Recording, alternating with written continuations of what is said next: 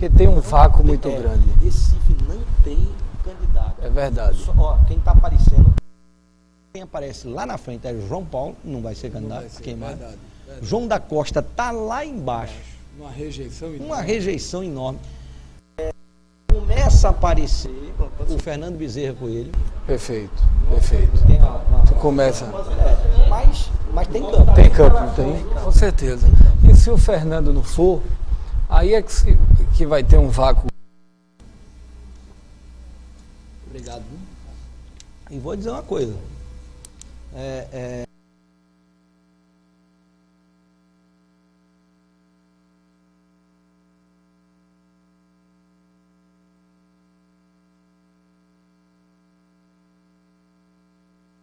Que é isso, né?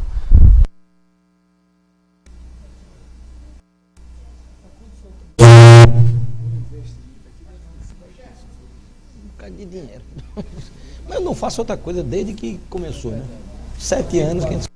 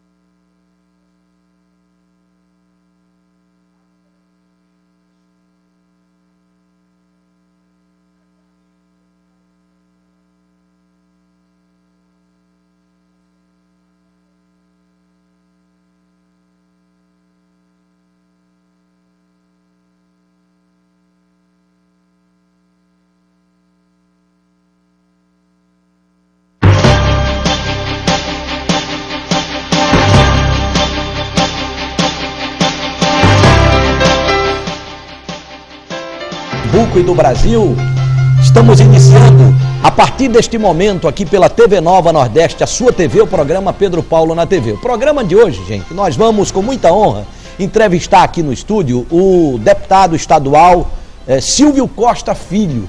Deputado estadual Silvio Costa Filho, que já foi vereador do Recife, mais votado, um dos mais votados do Recife, teve uma votação estupenda na última eleição para deputado estadual, né? É um dos credenciados, né, que está com um nome sendo ventilado aí para sair como pré-candidato na próxima eleição para a Prefeitura do Recife.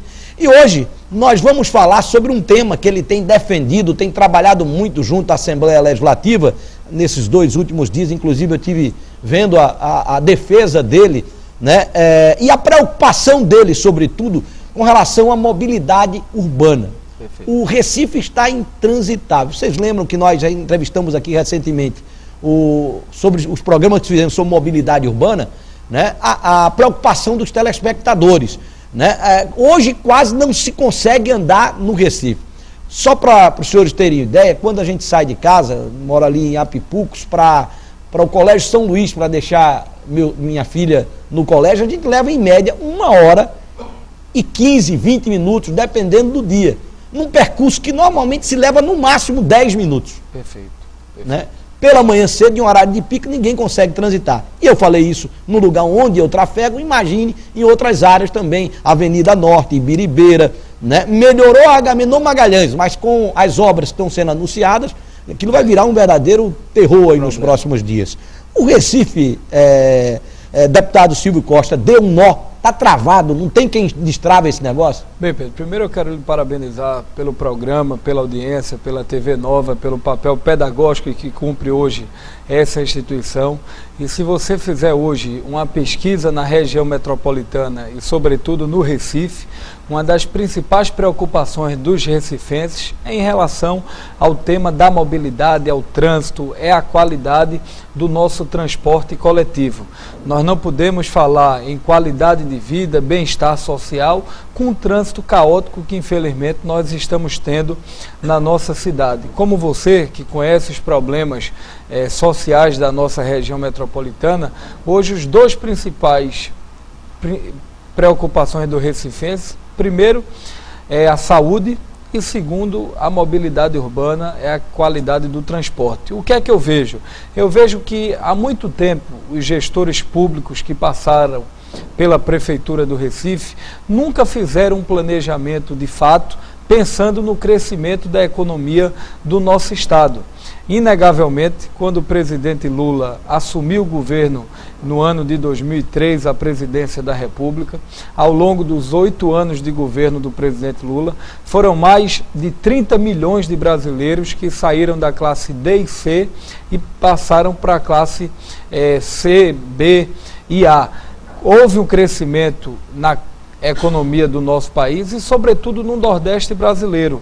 Hoje, Pernambuco é o estado que mais cresce do Nordeste brasileiro, é o estado que houve um crescimento na renda de quase 25% na renda líquida dos recifenses e, com isso, as pessoas estão começando a comprar mais carros. Para você ter uma ideia, no ano de 2096, o Recife tinha 245 mil veículos. Hoje nós temos, dados de junho, 560 mil veículos. Ou seja, em menos de 11 anos, praticamente dobrou o número de veículos. E quando você pega a nossa região metropolitana, que muitos daqueles que moram em Jaboatão, Olinda, Camaragibe, São Lourenço da Mata, eles trabalham na cidade do Recife. Quando você pega o dia a dia da cidade do Recife, são quase 800 veículos que transitam pela nossa cidade. E os números para os próximos 10 anos é que nós cheguemos a quase 1.400.000 carros, veículos, trafegando só na cidade do Recife. Ou se tem, de fato, um planejamento na qualidade do transporte público, no transporte coletivo, ou se faz um investimento maciço do ponto de vista de obras de infraestrutura, como o governador Eduardo Campos está fazendo. O governador Eduardo Campos, Pedro, assumiu parte da responsabilidade de investimentos em mobilidade, está fazendo obras importantes, como os 4 viadutos da Agamenon Magalhães, a Estrada da Batalha, que foi uma obra que você tão bem conhece, Jaboatão, uma obra tão sonhada pela população. Ao final do ano ele está entregando essa Estrada da Batalha, a Pan-Nordestina em Olinda, o Corredor Norte-Sul, o Corredor Leste-Oeste, todo o arco metropolitano que vai ser feito. Então o governador está, ao longo dos próximos 5 anos, investindo equivalente a quase R$1,5 bilhão de reais em obras viárias que vai melhorar. E eu só vejo 3 alternativas. Primeiro, é o maior investimento na melhoria do transporte público. Pra você ter uma ideia, 30% da população recifense anda de ônibus e 30% anda a pé. Se você andar nas nossas ruas hoje, infelizmente, as calçadas, 80% estão deterioradas, porque em 2003, o prefeito João Paulo, à época, criou uma lei jogando para a população a responsabilidade de cuidar das calçadas. Mas primeiro o cara compra um carro, compra uma moto, ele faz uma reforma na sua casa, faz alguns investimentos e nunca prioriza a calçada. Então a gente tem defendido, e é um debate que nós estamos ouvindo a sociedade civil organizada, é para as prefeituras reassumirem a gestão das calçadas. É o prefeito cuidar das calçadas, tendo em vista que 30% da população vai trabalhar a pé. Iluminação. Lembrar que uma boa parte dessas calçadas foi o próprio município que destruiu. Que destruiu com reformas, com obras que foram feitas. Então, melhoria no transporte coletivo. As calçadas, as prefeituras reassumirem a gestão. Maior investimento na iluminação pública, que o Recife é uma das capitais mais escuras do Brasil. E quarto ponto é ações pontuais, através de campanhas educativas na televisão, você educar a população como você deve usar o carro. Você tem uma ideia, Paulo? O nosso veículo, o automóvel, o carro, por exemplo, se você for passar meia hora na Agamenon Magalhães, você vai ver que é uma pessoa só para cada veículo. A média nossa é de uma pessoa, 1,2 de pessoas por carro, enquanto a média de Curitiba é de 3 pessoas, a média de São Paulo é de 2,5 pessoas. Então está faltando um pouco da sociedade, através de campanhas educativas, é um pouco mais de cultura, educação para o trânsito. Conscientização. Conscientização, a gente tem defendido isso. Outro ponto também que vale ressaltar é em relação, Pedro, à questão importante para o trânsito, que é a questão da carga e descarga. Uhum. Você muito bem falou que seu filho estuda numa escola privada ali nas Graças, ali no Espinheiro, Parnamirim. Para você ter uma ideia, naquela Rua do Futuro ali, que antigamente você tinha 40 casas, hoje você tem mais de 6 mil famílias morando na Rua do Futuro. E se você for na hora do pico, 11h30, meio-dia, o que tem de caminhões, de construtoras, de empresas fazendo carga e descarga na hora do pico, atrapalhando o trânsito, é um dado impressionante. Então a gente tem defendido que as prefeituras, de fato, a Prefeitura do Recife já tem a lei da carga e descarga, que a prefeitura possa poder fiscalizar melhor. Por exemplo, você só pode fazer a carga e a descarga de 10 da noite às 6 da manhã. Ou seja, a iniciativa privada, os empresários, começam a fazer isso de madrugada. E com isso eu não tenho dúvida que vai melhorar muito o transporte da nossa região metropolitana. Com certeza. Se eu liberar aqui a nossa rede social, o telefone é o 3011-7222, pela internet você faz perguntas no alvivo@tvnova.tv.br. O Silvio de Olinda já está na ponta da linha. Silvio, bom dia. Bom dia.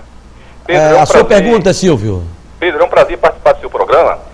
Uma pergunta para o deputado: com estas novas obras de mobilidade, se vão contemplar com ciclovias essas obras?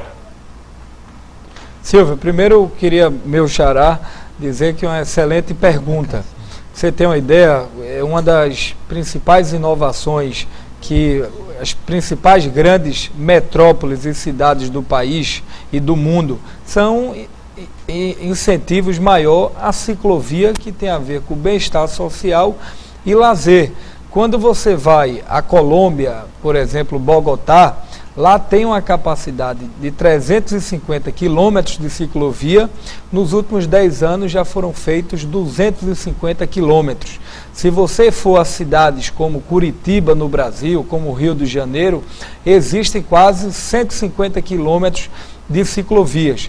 Quando você vai à Europa, se tem um meio de transporte usado pela população, são as bicicletas. E quando a gente vem para o Recife, que tem uma capacidade de 400 quilômetros de ciclovia, nos últimos 10 anos só foram feitos 13 quilômetros. O que é que a gente tem defendido? Primeiro, que as prefeituras possam fazer um maior investimento em novas ciclovias. É que a partir do próximo ano e que a partir de novas obras que forem feitas, todas essas obras, dependendo da obra, possa já ser licitada, ou seja, já executada com a própria ciclovia, e a população começar a poder ir trabalhar de bicicleta, a poder exercer sua cidadania. Eu acho que é um grande instrumento de transporte que a população tem. E muitas vezes hoje um cidadão quer ir numa padaria, quer ir numa farmácia, que não dá 2 quilômetros, ele nem vai a pé, nem vai de bicicleta, termina indo de carro ou de moto, muitas vezes sem a necessidade que a população precisa ter. Eu acho que são alternativas como essa que a gente precisa oferecer à sociedade civil organizada. Nós estamos conversando hoje aqui com o deputado Silvio Costa Filho, né? Ele que é o presidente da Comissão de Mobilidade Urbana da Assembleia Legislativa do Estado de Pernambuco, que, aliás, esta semana fez a sua 5ª reunião. Nós estamos falando muito de mobilidade urbana, e tem gente aí perguntando, o que danado é mobilidade urbana, deputado? Bem, primeiro, mobilidade urbana envolve tudo referente à questão da qualidade do transporte.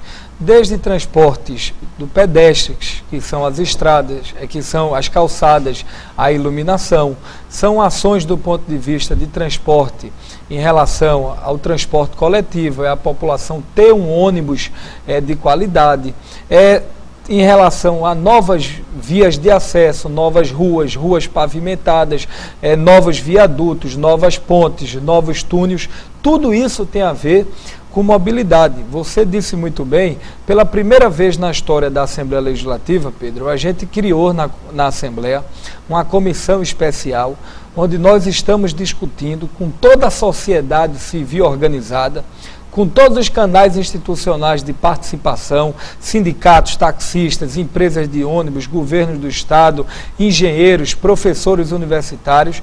A comissão da Assembleia Legislativa está fazendo uma grande escuta à sociedade, ouvindo a população, para perceber qual é as principais dificuldades que a região metropolitana tem no tocante ao tema transporte público, mobilidade urbana, e a nossa ideia é que ao final, em fevereiro, a Assembleia Legislativa possa apresentar ao Estado de Pernambuco uma carta, um documento, uma carta aberta à sociedade, com toda a radiografia das principais preocupações do recifense, com as principais dificuldades, com todas as obras que as prefeituras vão fazer nos próximos 5 anos, com todas as obras que o governo do Estado vai fazer nos próximos 5 anos, para a Assembleia Legislativa poder exercer o seu papel, que é de fiscalizar, cobrar dos gestores públicos e, ao mesmo tempo, legislar e ajudar Pernambuco no desenvolvimento econômico. 3011-7222, o Marcos do Jordão está na ponta da linha. Marcos, bom dia, Marcos. Bom dia, Pedro Paulo. Pode bom dia, falar, deputado Silvio Costa. É o seguinte, eu gostaria de saber se não era possível uma fiscalização por parte da Assembleia Legislativa com relação às obras do canal Rio Jordão, pois o atraso está muito grande. Até porque também o atraso é em conta dos prédios que já tiveram o prazo estipulado pelo Judiciário com relação à saída deles, que foi até o dia 16 de novembro, e isso não está acontecendo. Então está atrasando cada vez mais as obras do canal de Rio Jordão, esses prédios que lá estão e que já foram até indenizados e não saem. Quero saber o que é que pode ser feito pela Assembleia Legislativa.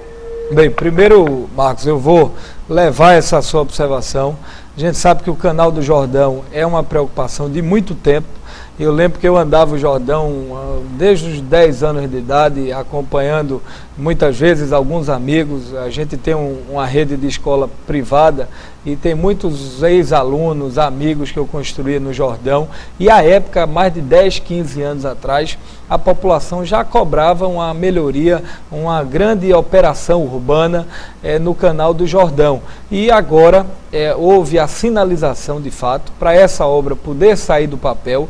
Naturalmente, a gente sabe que existem as dificuldades do ponto de vista legal, jurídica, por conta dessas desapropriações, mas não tenha dúvida que eu irei cobrar tanto da Prefeitura quanto do Governo do Estado, e o nosso gabinete, que é na Assembleia Legislativa, Marcos, está à sua disposição para a gente trocar ideias e poder tentar ajudar na resolução desse problema. Deixa eu ir no intervalo, daqui a pouco a gente volta com o programa Pedro Paulo na TV. Hoje o nosso convidado especial, o deputado Silvio Costa Filho, né, falando sobre mobilidade urbana. Já já a gente volta.